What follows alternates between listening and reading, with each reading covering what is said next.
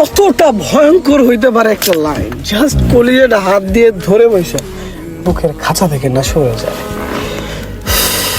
আরে বলার আগে কেমন মানে লাইনগুলা জাস্ট ফিল না করতে পারলে না কিছু বুঝবে।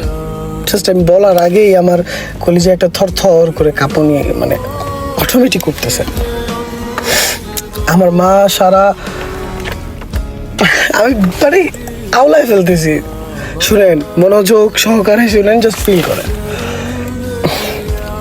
আমার মা যখন রোজ সকালে আমার ঘর গোছাতে আমার ঘরে প্রবেশ করে, সারা ঘর গুছিয়ে আমার বালিশটা নিয়ে কান্না করে আর আমারে ডাক দিয়া বলে, বাজান তোরে মাথায় রাখি নাই উকুনে খাবে, মাটিতে রাখি নাই পিঁপড়ায় খাবে, তোরে বুকে রাখছি রে বাজান, তুই আবার বুকের মালিক। আর তুই সারা রাত কাইন্দা বালিশ বেঝাস, ওই বালিশ আবার হাতে নিলে আমার কলিজাটা কেমন করে বাজান।